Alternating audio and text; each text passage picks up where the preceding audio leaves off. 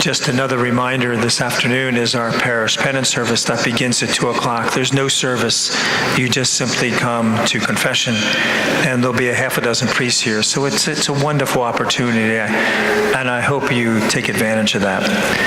And in front here, those are little ones just receive first penance, first confession for the very first time, and congratulations on those.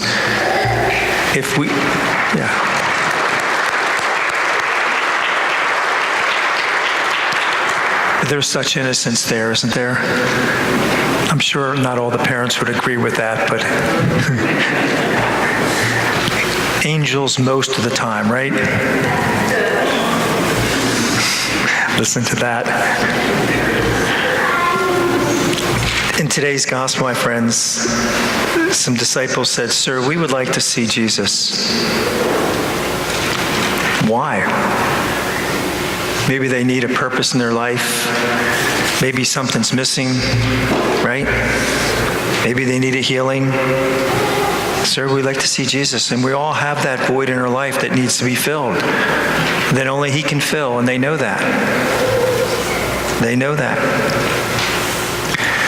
In the French Alps, in one of the larger French Alps, there's a nice trail, but the heavy-duty mountain climbers do there, and then in the 3/4 of the way up, they have an inn called the Mediocre Inn. In French, that means simply halfway.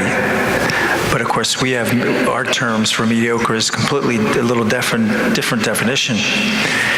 But they would spend a couple days getting up there, then they would stay the night and have a good meal, and then the thought is to continue on. Do you know how many climbers would get to the inn, stay overnight, have a meal? How many would continue on? 20%. 20%. Now, every one of those climbers started that climb with the desire to get to the top. Every single one of them. Every one of them desired to get to the top, or they wouldn't have done it. What was missing? The effort, right? The effort. And it's missing in every area of our life, whether it's academics, whether it's sports, whether it's job. The effort's always the thing that's lacking. We have the desire, right? It's the same with our spirituality. The world takes over. What gets put to the side? Our efforts, right? Our efforts. Always does. Rod Lance was a truck driver outside the Washington, D.C. area. And I was reading an article about him. This was back in 2002, and it's hard to imagine it's been that long ago, 15 years ago, when that sniper was in Washington. Remember that? He'd do those random craziness. But this trucker was really bothered by it. And he is the one that pulled into a truck stop at night, in the middle of the night, and saw that Caprice. I guess the police were advertising and telling to look for this certain, it was a Chevrolet Caprice. And I think they might even have said the color. But he pulled into the truck stop, saw the car there, and then he's the one who notified 911.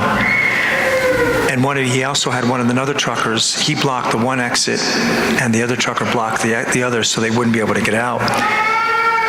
But it was interesting that Ron Lance is the one that saw that car, because a few days earlier, he was so bothered by it, he put a call out into his CB and to get other truckers to meet at a certain time at a truck stop outside, right around the Beltway there in Washington, to pray that they would capture this sniper.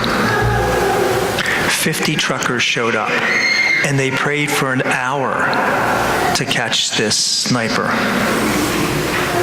And it's ironic, or is it just a coincidence, that he is the one that spotted the car? You see, my friends, we all have a desire for our spirituality. But Ron Lance put the effort into it, and look what happens. He says that's like that in his whole life. John Stuart Mills. Anyone ever hear of John Stuart Mills? hope not. He was a philosopher in the 20th century, and well known in that whole academic circles. When I was in the seminary, I was majored in business in college, so I needed to take 26 hours of philosophy before I started the seminary studies. So I did that all in 1 year. Is it any wonder why I'm so short?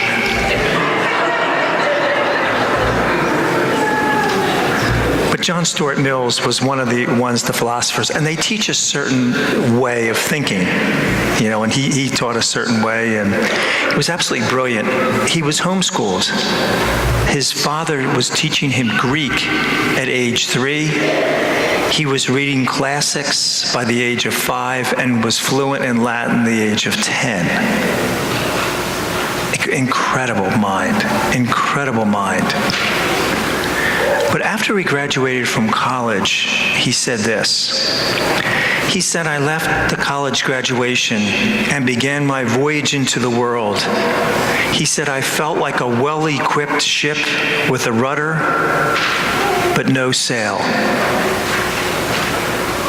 He said, I left college graduation and began my voyage into the world, feeling like a well-equipped ship and a rudder, but no sail. You know what he was talking about? His father absolutely insisted that all his academics would be without his faith. Without his faith. And he said, he felt like this beautiful ship without a sail. Without a sail. And I thought, what a great image. And he said his whole life, he felt like that. He felt like that. You see, our faith gives us so much, my friends. It gives us so much. All the desire and effort we put into it is worth every ounce. Is worth every ounce. Sir, we would like to see Jesus. All of us would, wouldn't we? May we always have desire and effort to do so. God bless you.